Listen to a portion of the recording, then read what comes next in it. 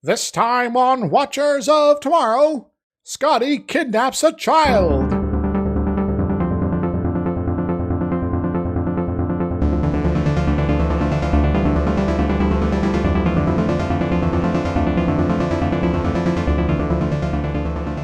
Hello everyone, welcome to Watchers of Tomorrow, the sci-fi review and critique show where we're putting the humanities back into science fiction. My name is Gep, and I'm joined as always by my friend and co-host Dr. Izix. Hi. And this week we are watching the incredibly confusingly named Star Trek the Animated Series Eye of the Beholder.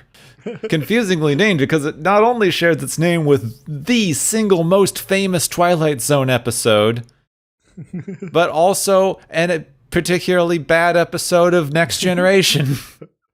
So, stop naming episodes this, okay, people? Yes, please. It doesn't even make any particular sense for the content of the episode. I can't find a particular reason it's named this. You know, it's all about perspectives, you know? Yeah, you could say that about basically anything. So it's not super specific to this episode, but it does technically apply. It generally applies as the general theme of perspective applies to any storytelling medium. Yes, what's going on is dependent on how you look at it. Yeah. Okay, so that's cool. Like almost all literature and all movies and things like that. I guess I will say we're still fairly into modernism at this point. That is a particularly hot take for modernism. So, because there is a right answer for everything, but what if you look at it from a different perspective? Oh, no. Oh, no. We didn't think of that. What if we just outlaw whoever's perspective that is? There we go. And everything will be solved forever. Ever since man saw people with a different way of doing things and thinking about the world, their dream was to kill them so we didn't have to learn their new way of thinking about things and looking at the world. Oh dear, welcome to 80% of human history. Oh, yeah. That's why Futurama is such a good show. Okay, this episode is written by a good old veteran of the Star Trekkiness, wrote The Deadly Years, as well as A Piece of the Action. Oh, yeah. Good old... Oh, yeah, we're going to have gangsters this week? Maybe. It's hard to tell. Written by David P. Harmon. Also did Gilligan's Island, Brady Bunch, a lot of other things from this era. Yes, he also worked on something called The Paper Chase. Okay. Chase that paper. No idea what that is. Is that like the rat race? Maybe. There's just so many random credits on a lot of these authors and things like that. It's just kind of I've never heard of this show. And sometimes my parents, my mom especially, watched a lot of old TV, all the time. But I've never heard of half of this stuff. Yeah, there's such a weird variety of old television that just didn't survive at all. It was just uninteresting and no one remembered it, and then it went away forever. Yeah. Okay, so this is... I don't know, this is a trope that comes up a lot when people are making fun of science fiction, but I'm not aware of it being a trope that comes up a lot in science fiction itself. I was thinking about it, it's oh yeah, I've seen this, I've heard of this kind of episode. I've heard of this episode's, premise a lot. How many times have I actually seen it? I've seen it here, and I've seen it once in Orville. I guess Babylon 5 almost did it accidentally, but yeah. And I think in Futurama spoofed it. Well, Futurama's poking fun at all science fiction, so if it's a trope that shows up somewhere else at least once, it'll be there. Yeah. So as much of a trope as this is, and I'm of two minds whether I'm going to want to spoil it now or let you figure it out as we read, but as much of a trope as this is presented as, I'm having trouble thinking of how many times it's actually shown up. I'm having trouble of coming up with examples. Maybe Planet of the Apes, kind of? Sort of. So anyway, I guess we'll figure this out at some point, because It's weird. It's weird to hit tropes that you have heard of and know about, and then you're like, wait, how many times have I actually seen this trope? It's not exactly like they don't have this in like Stargate or Babylon 5 as far as I'm aware. Or in Babylon 5, there's kind of an accidental one where I think it was the pilot movie. It's like, we're going to go through the alien sector, and it just kind of feels like a zoo, though. That wasn't intentional. And when they did like a edit later, I was like, yeah, we're just going to cut out this section because it's really awkward. It's like, the aliens wouldn't have giant windows on their personal rooms here. No? That doesn't make any sense. Do you think they wouldn't have giant windows on apartments who haven't seen modern Brooklyn architecture? Well, this is also the only place inside the space station where they would have that, apparently. So, all right, we are already getting sidetracked. So maybe we should start the synopsis thing. Yes. Well, yeah, no guest stars. No guest stars. I mean, technically, you've got the same people who are always doing voices listed as guest stars. Guest starring Michelle Barrett and Scotty. James Doohan as Scotty et al. Hey, the Enterprise has arrived at the planet Lacra 7 in search of a lost 6-person science crew who has disappeared without trace. Uh-oh. The ranking officer on the science ship, a Lieutenant Markel, made the decision to beam down the entire crew in search of half the crew, which apparently is a bad command decision that they criticize. They go like, anyone would have done that. It's like, well, we have to go find our people, but at the same time, this is really kind of silly move here. A little bit, yeah. This is something that they teach you in emergency responder stuff. If it's better to like leave a person there than create 2 injured people. Yep. So, it just makes your job harder. Yeah, now it's somebody else's job to get both of you out instead of just having to figure out how to get the one person out. So Kirk, Spock, and McCoy need to beam down to search, but they don't have time to do a proper orbital scan for some reason, so they have no idea what they're going into. Oh, they're just impatient. Don't worry about it. They beamed to the same location that the previous crew did, which turns out to be right next to a boiling hot spring. Oh my, maybe this was a terrible place to come down on. McCoy even makes a comment, it's like, yeah, if we just a few feet over there, we'd all be dead. Yeah, stop beaming down into boiling who knows what's. Yes. Maybe you don't have to do a full orbital survey of the planet, but maybe just where you're beaming down would be good. Spock points out that the conditions on this planet are very unusual, considering the environment that they would expect to find based on what kind of planet this is. So it's some sort of M-class planet, but apparently we're suddenly in Yellowstone National Park. Which isn't on an M-class planet at all. You'd never find something like boiling hot springs in a habitable human planet. That's just impossible. So before they can do much about anything, they are attacked by a large red sea creature thing that rushes them, and they stun it, but they're able to subdue it before any harm is done, and it's basically just to have a critter there. Now, I would like to point out that this critter doesn't even get to land.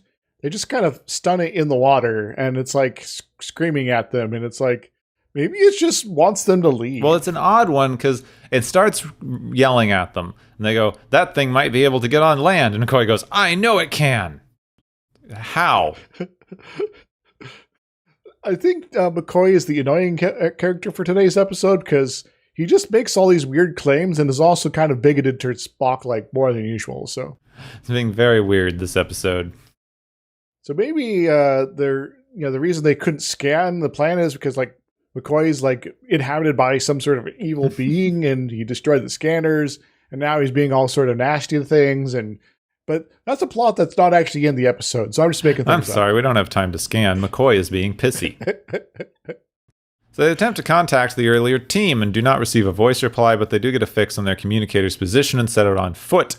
They soon reach a large arid desert where they're attacked by a giant rocky T-Rex looking thing, different from the rocky T-Rex looking thing from Mud. It looks a bit more like the Doomsday guy from Death of Superman, not the one in the movie, the one in the comic book. Oh, yeah. So it's some sort of big dino guy, dude. With, like, rock spikes. Yes. Very pointy. So they stun it too, and it falls and crushes McCoy under its tail, and they have to dig him out with, again, no consequences to this happening. So McCoy, your bones should be like shattered because this thing's like freaking huge, man. It should. Maybe it's just but you seem okay. hollow. It's very light.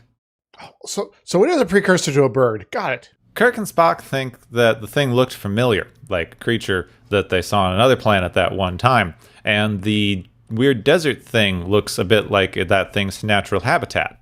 Yeah, it was like a canopus, whatever there. It's like, this is just so familiar.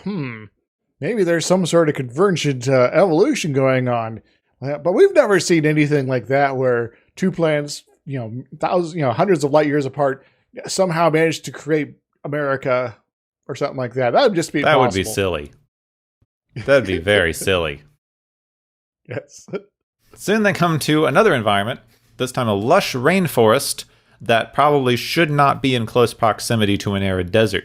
Yeah, this just seems like a bad bit of planning here. Who's the urban development person I will say, though, that was one of my favorite Minecraft worlds. It's like, suddenly, we're in a jungle. Jungle abutting desert. It's a fun transition to play with. No savanna in between, just trees suddenly after sand. Scotty gets in touch with them to let them know that they found what appears to be a population center a few kilometers from where they are, coincidentally in the same place that the signal's coming from. Well, that's convenient. Well, maybe the folks that we're trying to look for have just been living it up and living the sweet life there at some sort of weird alien spa or something like that. That'd be cool. So before continuing, McCoy starts drinking the local water. Dang it, McCoy. Out of what should be normal concern, Spock decides that they should test the water to see if it's potable. Good plan. He discovers the water is too pure. Okay, then. That's a little weird. Meaning this entire environment is probably artificial. Though if water's too pure, you probably shouldn't drink it. Don't drink distilled water. Yeah, it's not good for you. You need like certain amounts of minerals and things like that for your body to be able to operate it properly. Yeah, it won't hurt you immediately, but you will. Actually, it'll probably contribute to hyponatremia pretty quickly, which is a lack of salt in your body that causes very similar symptoms to dehydration. So you'll have a bad time, in short. So this suggests an advanced alien intelligence capable of terraforming a planet on a fairly large scale. In a very patchwork scale as well. Before they can speculate any further, they're attacked by purple pterodactyls. Wait a moment. These guys seem familiar. Our purple pterodactyl counter is now up to 3, which is already 3 more than I thought we'd get to when we started doing this. Let's find out if we'll get to more as the rest of the series continues. It might. I don't know. It's insane. I wish I had I wish we had a visual ding counter every time we hit one of these things. Now, I will once again appraise the animated series. Where it's like, we're going to take full use of the ability to have non-humanoid critters that we're going to run into. And then they just reuse the animation. I know, which is pretty disappointing, because this episode so far has my favorite non-humanoid critters. We have a diverse set of things going on here. So the phasers don't seem to have any effect, but the pterodactyls fly away anyway as if they hit some sort of invisible force field. Well, that's weird. Who would just project a force field in the middle of nowhere? And then they're kidnapped by slug elephants. Well, I guess this is to be expected given what we've seen so far. These giant pink slug things have a trunky hand appendage that they use to grab the crew with and move away at speed. Wait a moment. Are these aliens, believers in the giant flying spaghetti monster? They could be. It does seem like that kind of thing. Noodly appendage. So they arrive at the large city complex where everything is quite pink and purple, matching the, slug things. Yep. The crew is put into a holding area with more of their super advanced force fields, apparently. We can't see them. They're that advanced that they don't need to draw anything. Well, I guess this is, sort of hinting at TNG level force fields where you don't really interact with it unless you poke it, but they don't even bother animating when they poke it. So it's like, oh, it's just an invisible wall. Yeah, it's that advanced. He pokes it and his hand is just like, oh, I'm like a mime trapped in a glass box. Wait a moment. Are these aliens actually super powerful mimes? Yes, super powered mimes. We don't have to define the box ourselves. You'll define it for us. Ho ho! So they tank their equipment, again suggesting they're probably intelligent because they can take the toys away. And McCoy makes a interestingly logical assumption, concludes that they're being treated as if they had just found any other unknown life form. Like first examine them to make sure they don't have pathogens and aren't dangerous, and then try to poke at them until they figure out they're intelligent. Finally, McCoy's being useful for something. God. The creatures keep staring silently at all of them. Spock concludes that this means they're telepathic. He can get sort of impressions because Vulcans are also a bit telepathic, but their brains work at such a higher level that they can't contact at all. It's like the crew are ants to these super advanced alien thingamabobs. You are like flies to me. The crew are soon taken out of the holding area and pass many other alien species, each one its own distinct habitat, like they're in an alien zoo. Oh, this is kind of cool. Are you guys going to be showing us all the little critters you tracked down here, and we'll make first contact and become fast friends? Maybe. Sort of. Broadly. So they arrive at the human habitat, where they find the other 6 members of the team they're looking for. Oh, thank goodness. This isn't another death trap. We're just going to be kept here forever. Yeah, much better. So they've been here since they beamed down, and they can't communicate because the aliens took all their equipment and keep monkeying with it.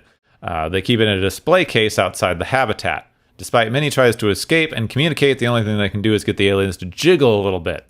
Spock tries the same thing, gets the same response, and concludes that they are in fact being laughed at.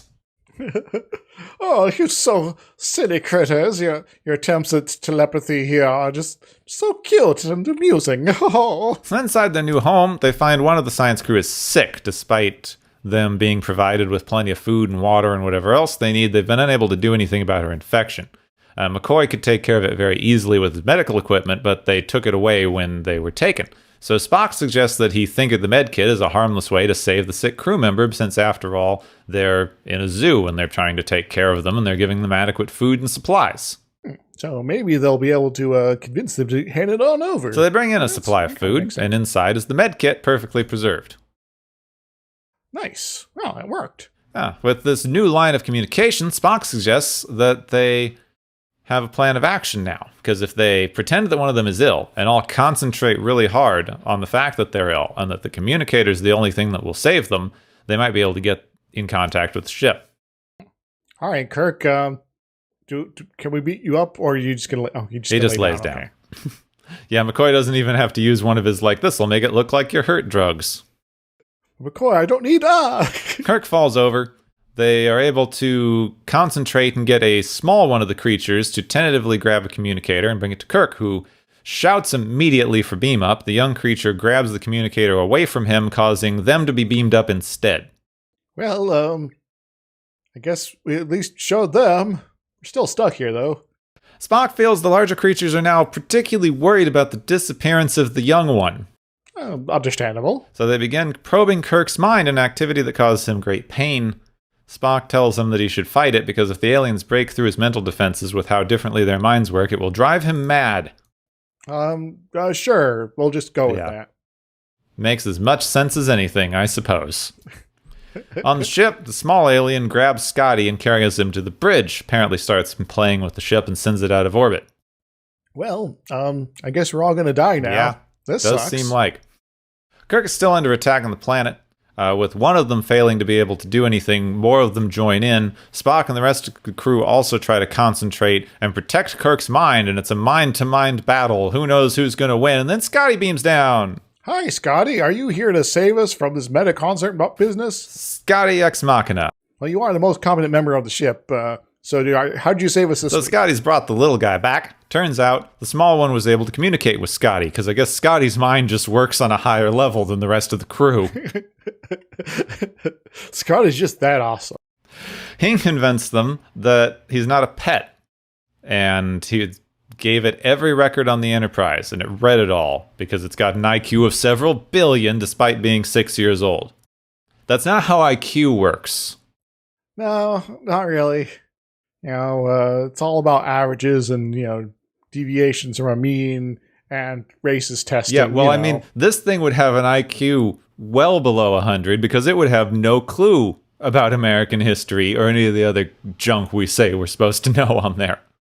Yes. Maybe they've been to the Omega Gloric planet, so they know all about it. That is true. They might already know about it. So now the little one's back and is able to explain all this to the older ones. So everything's fine now. They're able to sort of communicate with Spock now, because they didn't really know. Well, they kind of knew they were intelligent. They didn't really realize that they didn't like being there. Like, yeah, we kind of don't want to be imprisoned here because this sucks. Also, we have a spaceship, so we could just leave if you don't want us here. Yeah. So now they see that they're actually on the way to evolving into an advanced species like they are, given a few centuries. Their centuries, not our centuries. So that could kind of mean anything. Could be next week for all we know. They'll let the humans go and invite them to return back in a few thousand of their years. The Spock will have to spend some time working out exactly how long that may be. And as Kirk points out by then, not really our problem. Yes. So Spock, if you plan to live forever, cool. But otherwise, don't worry about it. I guess we'll be in contact at that point. That's it. That's all. Yep. Someone I was talking to came up with a very good fan theory that these things actually are what happens when the Burgess Shale Opabenia critter with the little trunk nose evolves fully. It's going to touch all the things with it. The trunk nose, it's actually way more advanced than we are. The trunk nose, the vacuum cleaner shape. Wait a moment. Maybe that's why the Daleks have a little gun thing that kind of looks like a vacuum cleaner. They're trying to emulate this. So that was an episode. Yeah, it's not saying anything in particular. It's imaginative. I do like the new aliens. Yeah, I believe this is a example of high concepts. Like, what if Kirk and company ended up in an alien zoo? And then we just kind of see what happens. Everything does kind of resolve itself off screen. There's not really much as far as action from our heroes here, other than wandering around, discovering stuff, and then, all right, we're going to try to mind at them for a bit, and that kind of works, and then other stuff happens to sort of resolve the plot. Yeah, well, they are able to open up just enough communication for things to, for them to half escape. Yes. Attempt escape. Yeah, they attempt escape in such a way that Scotty has to come save them. Yes. So thankfully, Scotty is just that awesome. Yeah, thankfully Scotty was there to be able to actually save them. So that's nice. That's nice for them. Yeah. How many episodes of this would have gone so bad if Scotty wasn't on the ship to just save them off screen? A number. It's all right, so the Enterprise is trying to be being waylaid up in orbit. Oh, Scotty's figured it out and come back and is prepared to save us all if we need to. Okay, cool. Well, no, the ship's being buffeted by sound waves or something like that. Thankfully, Scotty's not an idiot, and he's gonna put up the shields and tell the ambassador to go away. Put it nicely. And various other sort of examples like that. We're just Scotty's in command now, and now they're doing a thorough search for where they may have gone, and hey, we found the planet where they've been Kirk and company been kidnapped to. That's kind of cool. Thankfully, Scotty, you are here to pick us up. So, as we alluded to before, despite the human zoo thing being something that everyone thinks of eventually when you're talking about sci-fi things, I can't tell how often it's actually come up. I'm pretty sure there's a Twilight Zone episode. There's a few things that seem to be spoofing that, and that's most of it that I've been able to track down. Now, thankfully, we do live in the far future of the 21st century, and through the power of internet, I have found a TV tropes page on this exact site. Oh, excellent. I was looking for that. I couldn't find that. So take us down the rabbit hole of the sci-fi zoo. So you did mention the Orville in Star Trek, of course. Apparently there's a bit in Doctor Who. There is things sort of tangential to some of that.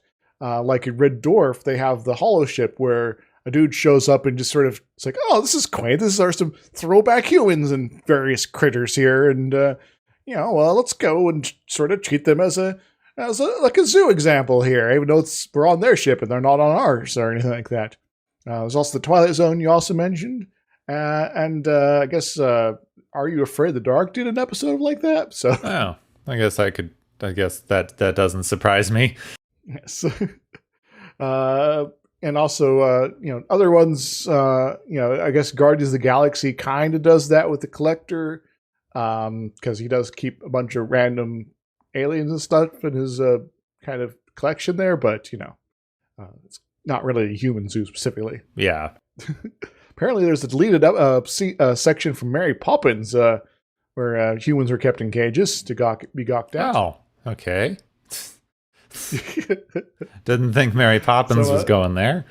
So there is a few more examples, but honestly, not that many. I guess if you want to expand your search to like video games, there's always Stellaris, but Stellaris is also kind of borrowing tropes that show up in other sci-fi and putting it into a video game. Yeah. So it doesn't super count. So the thing that interests me with these is the humans in a zoo idea is always somewhat predicated on the idea that zoo is prison with spectators.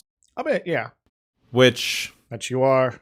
Your autonomy of movement has been denied you, and now we're going to look at you on top of that. So it's embarrassing. Which is actually sort of an issue because it's that idea is fairly damaging. A lot of people are probably at least passingly familiar with the somewhat mixed reputation people are having towards zoos recently.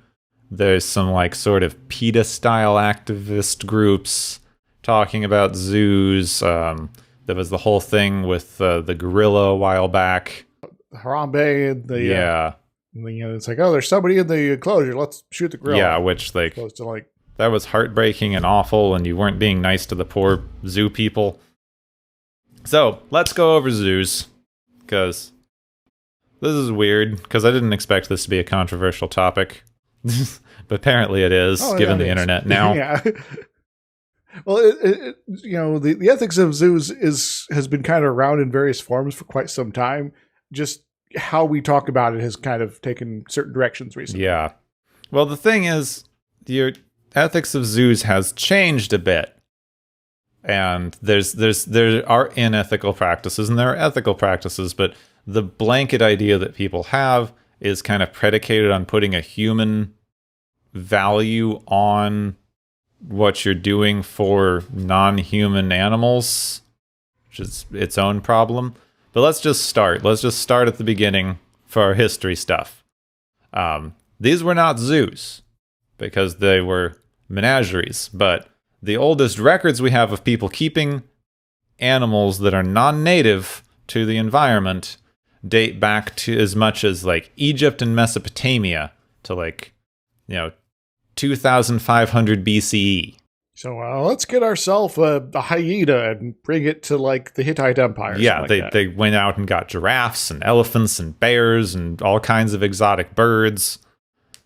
So like this is a thing that people have done for a while. And that is like the menagerie idea. This is a rich dude who can afford to keep a bunch of animals that is doing so. This is like your, Mesopotamian Tiger King.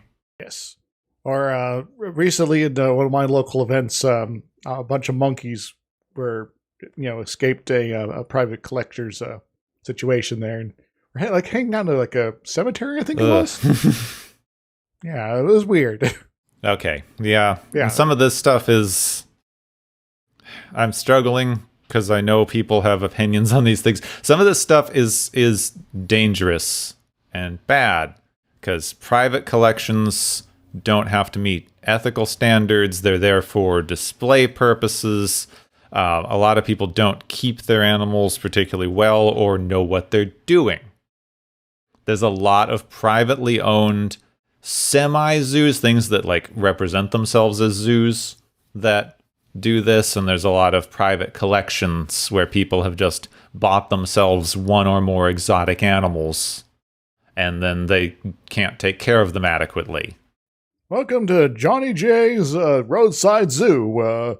Come look at our giant cat. It may have been alive at some point, but it's kind of lost all its fur. Yeah, that kind of thing. So, more modern zoos. In the 18th century, Age of Enlightenment sort of thing, people wanted to keep animals for scientific interest. Right? Scientific reasons. Want to learn about these aliens, creatures here from far around the world. We could learn so much from them. So let's go grab them and bring them to England. Now, there were a couple of problems here. People didn't think that animals' habitat mattered very much. This is where you get these depressing zoo ideas of a lion in a large concrete enclosure with nothing else in there. This is a long time ago. This is before modern biological sciences or any understanding of how to care for animals very adequately. There was actually a particularly interesting interview I just heard with David Attenborough where he was talking about one of his earliest movies. And the entire thing was they were going out to find a particularly rare species of bird, one that we would in modern times think of as endangered.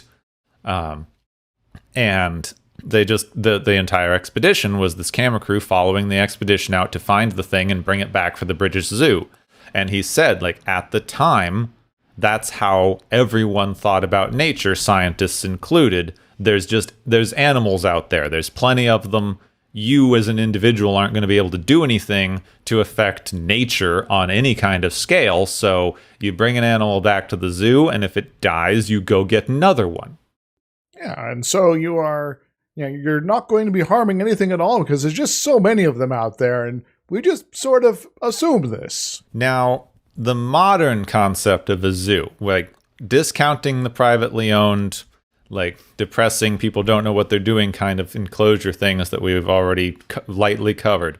Modern zoos are deeply tied in to efforts of conservation. A lot of people think of zoos as educational institutions, which there is a decent amount of that. There's a lot of, animal education, public outreach, fundraising, that sort of thing. But a very, very large function of modern zoos is animal conservation. This is where you have your breeding programs, your endangered species protection stuff, your keeping of animals that are technically extinct in the wild. So if we were to just sort of put them out there, we don't know if they would survive, but at least they're here and able to survive. Yeah, I actually thought this was kind of interesting. Where I'm from in Arizona, there was a species of parrot called the thick-billed parrot that used to be native there. It no longer is. It's extinct. But here, where I live now in Brooklyn, not in Brooklyn, but the Queens Zoo, which is a little north of where I live, has a population of thick-billed parrots. So they are still out there, just over there now. They have captive populations of various endangered or extinct animals that are being well cared for and, are used for purposes of conservation and breeding and hopefully eventual reintroduction if things work out well. This is a primary purpose of modern zoos, is this kind of animal conservation, rehabilitation in a lot of cases. A lot of zoos have, very specialized medical facilities that you can use to rehabilitate injured wild animals. And hopefully some sort of conservation reintroduction efforts to help save endangered or extinct in the wild populations of animals. Effectively getting a robust enough population under direct protection so that, at some point we'll be able to start releasing them back in the wild, and hopefully they'll be able to get back to being out in the wild. And I thought this episode was very interesting in terms of the zoo thing, because it's one of the few ones I've seen where they didn't completely frame it as a prison allegory. At worst, it's like a curiosity sort of thing. Yeah, they don't show, they're not there long enough to talk about really why they're keeping these animals. I guess they're saying scientific interest, which, was more of the vein at the time. But the animals are all well cared for in natural habitats, which is something we learned to do, give the animals an appropriate habitat so that they are no longer stressed. Like we've created zoo environments where animals are no longer stressed to be in them. We've learned a lot since 50, 60 years ago. And they are caring for their zoo specimens. They're taking care of them to the best of their ability. They're using their telepathic thingy to learn how to take care of them better, which is a thing we don't get to do. Yeah, the best we can do is sort of observe and see what happens. And what was particularly interesting is they don't actually have to try to stage some kind of weird escape attempt or do the stupid Orville thing of making fun of reality television, because what the frick was that? My God. But as soon as they figure out that one, humans are intelligent, and two, don't want to be there, they let everyone leave with no fuss. We were just not really in a position to be able to communicate with you guys before.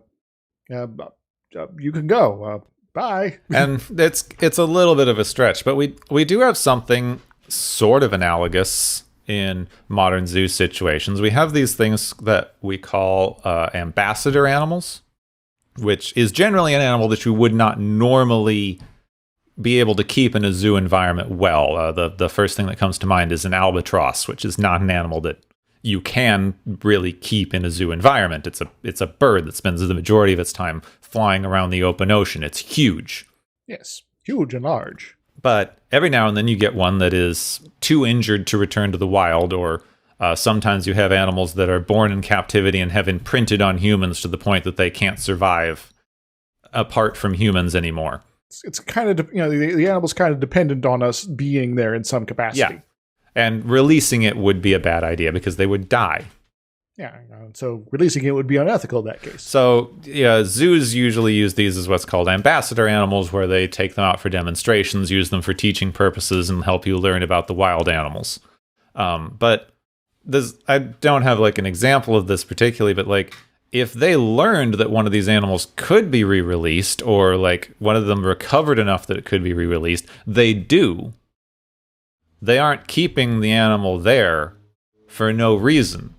So a lot of there's a weird thread in this kind of thing of like, animals deserve to and long to be free. Oh my God. And no. There's certain requirements that animals have that we try to meet as best we can to keep animals healthy and not stressed. The most of the animals that we keep in good enough conditions that they don't mind, and a lot of them are there for conservation purposes where they either wouldn't be able to survive in the wild currently, it's dangerous for them to go back into the wild, or we have to keep a careful eye on the remaining population of animals that we have so that they don't go extinct. So the moral thing that we put on zoos, like there is ethics in this. We have to if you're taking responsibility for the life of another creature, you need to do it to the absolute best of your ability, which we didn't always in the past, and zoos have been moving more in that direction now, and now they're pretty danged good at it. So I guess a certain amount of the criticism of modern zoos, now there are zoos out in the world that are actually not up to modern ethics here, so just kind of putting those aside for the moment. The ones that actually are following the well learned guidelines and plans here, they are not necessarily being analyzed in an active fashion by those who are most critical of them. But that critique has been part of why they are actually so good now. Yeah, the only problem that I have with the way we talk about animal care and zoos is that they are lumped together as a monolith. There are conservation zoos, public zoos, ones that do an incredible job, are incredibly scientifically and conservationally useful, and we would not be able to do a lot of the conservation work that we do without them as institutions.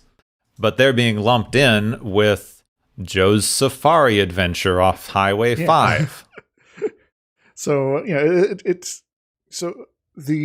guess to a certain degree, it makes things like that, the outreach, kind of essential to set aside to separate the two, so that those that are going out in the community, or zoos bringing people in and showing like, no, we're actually treating our animals well, and here's what we're doing with with them to help their lives be better in a very active sort of fashion, so not just here on display.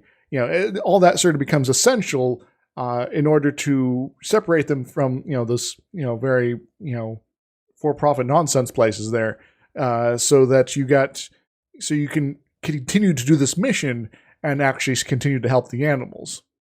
Because if that wasn't there, then public opinion would eventually turn against them, and then, well, suddenly they're shutting down, and animals that are being kept in captivity because they aren't they're extinct in the wild. Well, they don't really have anywhere to go anymore, other than to Joe's crazy roadside attraction there. Yeah, which is a particular problem. Or out in the wild, where they might not survive. So, and the main problem that you wind up in here is if you're trying to put your own human reaction to things onto another animal, you can't keep doing it in this weird one-for-one thing.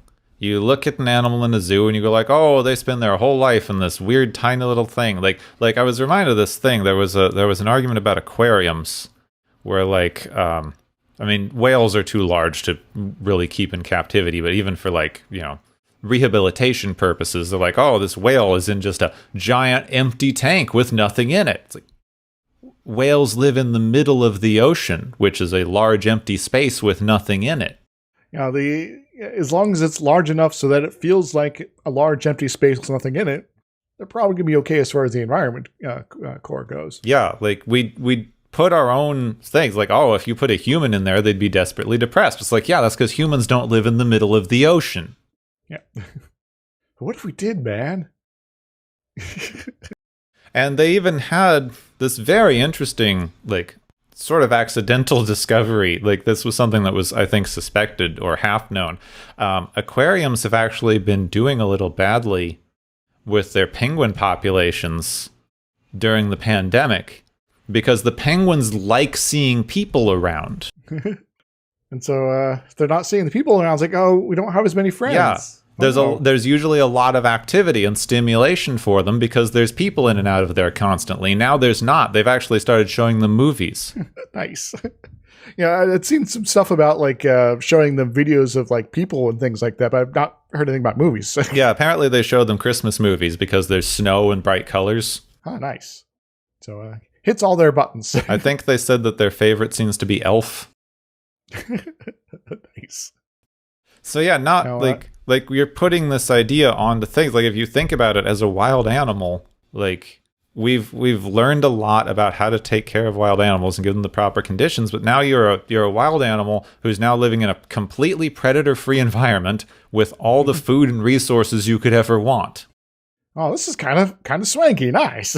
I'd have to run for my life occasionally. Neat. So there's definitely an ethical discussion to be had, and zoos have had it for a long time. They've worked really hard to address it.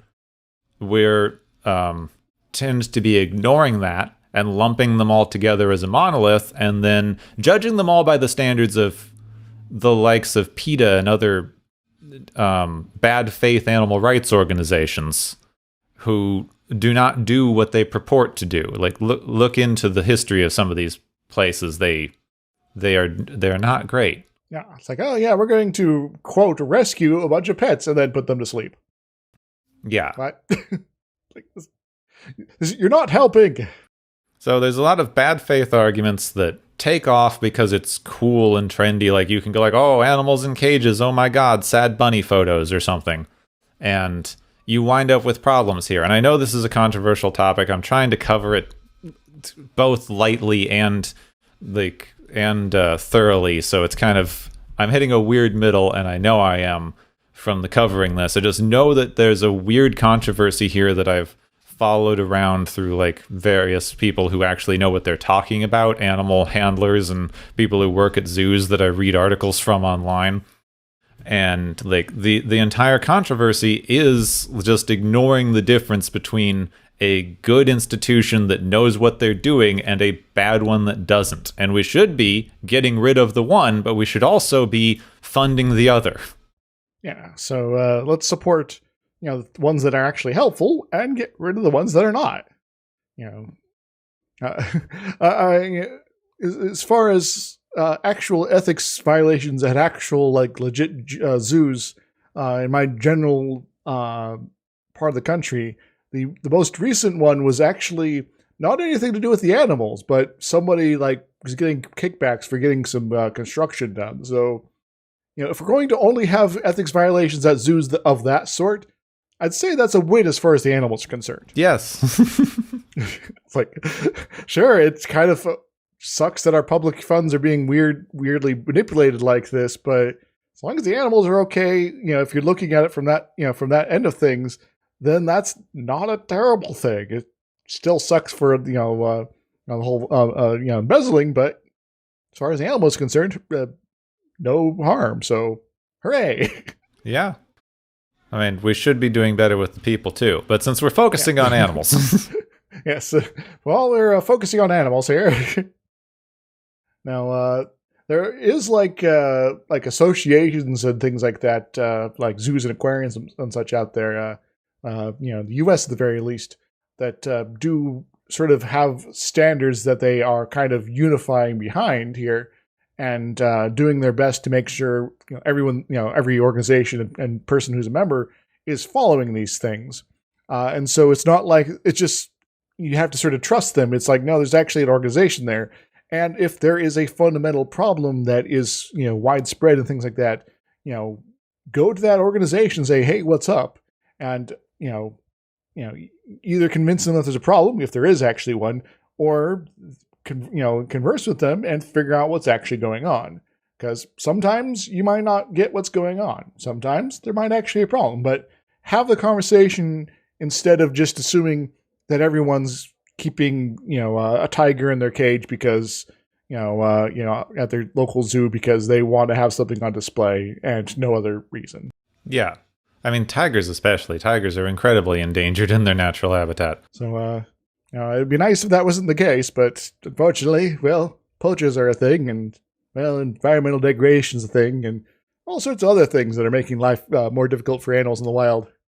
So, I guess if you want to be actually caring about the welfare of animal populations, the big thing might be to, I don't know, help fight environmental degradation and all that nonsense there.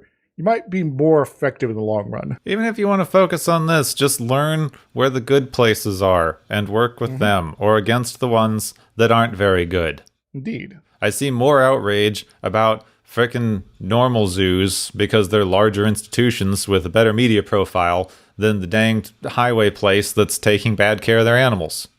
Yeah. So I guess be more discerning and don't just go for what's highly visible. All right, that was our super controversial episode. Apparently. About stuff here.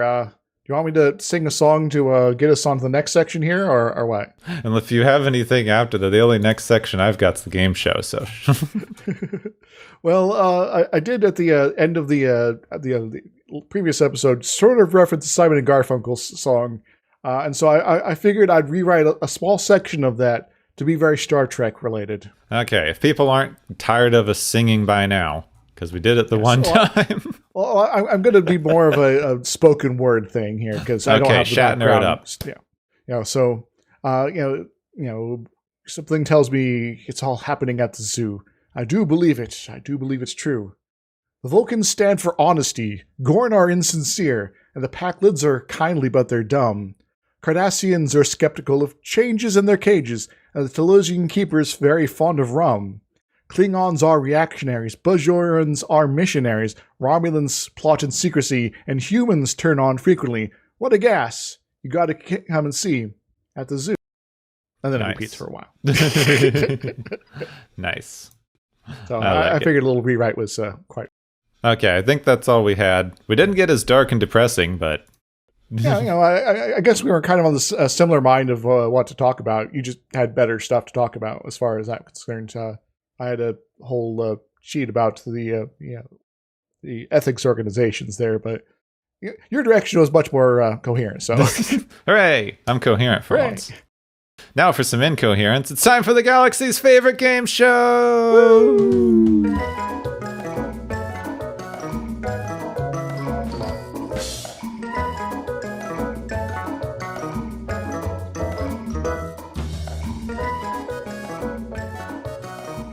Hey everybody, welcome to the game show portion of the show. I hope you're having a wonderful time. Our various contestants, animals, zookeepers, and all that have been making up a lot of points this week, and we have a few prizes to hand out. I hope you're all feeling quite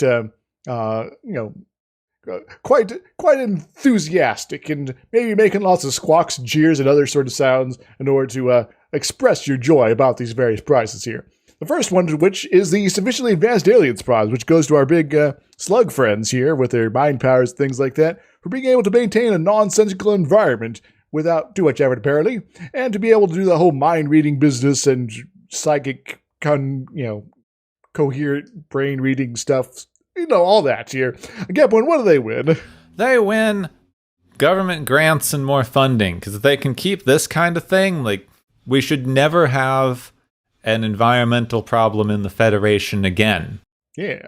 It's like, hey, we got, something is endangered. Slug aliens, you want to, keep an eye on this guy here? So they must have their own prime directive, because it's like, whoops, you're a pre-whatever the heck we are civilization. Shouldn't interfere with you. So, go away, and we'll talk to you later. Oh. Our second prize is the Whoops prize, which goes to Scotty for an accidental kidnapping. It was really accidental, but still, he did kidnap a kid here, and so, what does he win, Gepwin? Scotty wins the Space Elephant Amber Alert. That would keep them from having to torture Kirk's brain.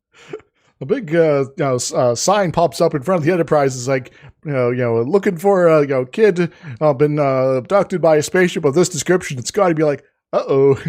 Kid, last seen abducted by a spacecraft with large saucer. Child is about 6 feet tall, 7 feet long, large chunky thing. 7 tons,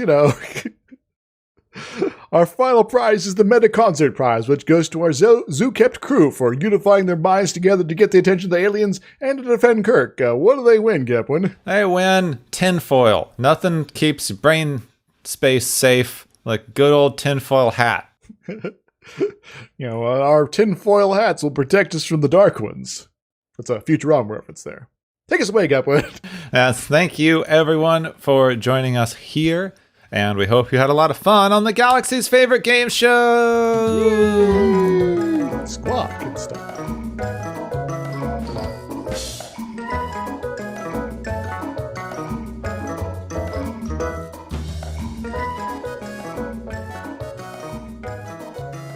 So, the Meta Concert there, that's actually a reference to a series of books by Julian May about people with psychic powers. I was wondering about that, because I wasn't familiar with that as a word. Yeah. It's basically linking your minds together for a common task. It's like, we want to move this asteroid with our minds. So everyone who's good at psychokinesis come together and we'll do that. Or we need to reach out into deep space and tell the aliens out there. It's like, hey, we're ready to have first contact. Could you come make first contact with us, please? It will help us a lot here because, we're lonely. And so they join their minds together, and there you go. That sounds useful. Or in one of the different timeline bits, there's time travel involved. It's like, all right, so we're going to come together, and there's this one person who's completely lost it, and they're going to be a threat to everyone, but they're kind of more powerful than all of us individually. But if we can come together, we can trap them in a weird sort of psychic prison and also flood the Mediterranean at the same time. Let's do that together. Come on, link brains, people. And then they did. Nice. Meta concerts for when you need to overcome somebody on an individual basis, and you got a lot of people on standby. All right. If we link our brains together, we can figure out whether this next episode is going to be horrible. because I'm skeptical, given the title. What is the title? The title is the Jihad. So the Arabic word for like struggle and things like that, eh? Yeah, which in the 2000s became a pretty racist thing that was used against a lot of populations to sort of demonize their religion and talk about how dangerous they were. How it was being used in the 70s, I'm not sure, because I actually don't really know how people felt about this as a term in the 70s. It actually didn't, as to my mind, come into wide use until the 2000s in the Western world. There was some post-Iranian revolution there, kind of popping up a bit. But this is still before that. So, that was like 79 there. And so this is still 75, 70, I forget when we're at. 74. Right 74, there we go. I was close. And so it's, it is different connotations, and those connotations have changed wildly over time. But I guess to a certain degree, it's still sort of associated with the idea of some sort of holy war. And I guess specifically involving people that are not as familiar as people in America in the 70s would be. So in Star Trek terms, that means aliens. Yeah. Yeah.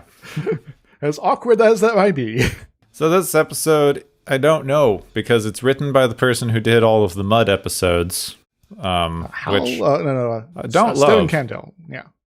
I mean, it's a weird one because they're actually decently written episodes, but the character is bad. It's like, this is kind of awkward. So this is going to be kind of disconnected from. This is going to be like disconnected from that.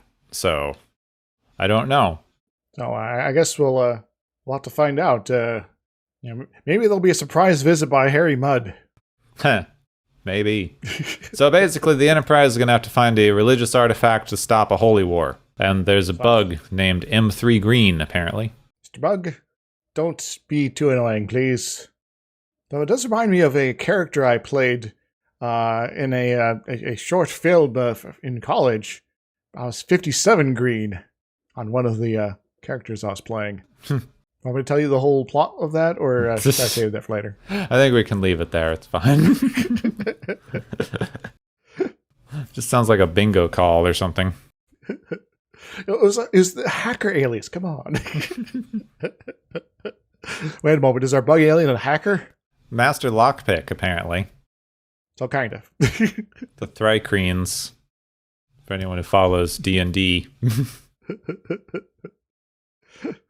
So our rogue of the group. Got it. Yeah. Okay. I have no idea how this is going to be, but I guess we're going to have to find out next week on Watchers of Tomorrow.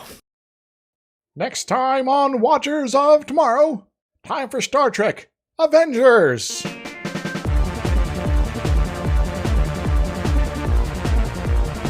You have been listening to Watchers of Tomorrow, a podcast on science fiction media. Find and follow Watchers of Tomorrow on Podbean, YouTube, Spotify, iTunes, Google Play, Stitcher, Pocket Cast, Spreader, Digital Podcast, and perhaps many more to come. If you enjoy our podcast, make sure to subscribe for more. And where possible, make sure to rate your experience or leave us a review. You may find Gepwin on youtube.com/Gepwin and Twitter @Gepwin. You may find me, Dr. Isix, on youtube.com/Dr. Isix and Twitter @IsixLP. Music is Waveform and Mori's Principle, both by DRKRN. You can also check out the Watchers of Tomorrow Discord channel. Make sure to share the experience with your friends, family, enemies, and alien overlords. If you feel you are suffering from transporter syndrome, please be aware that the next time you step off the transporter, that you, that is now, no longer exists.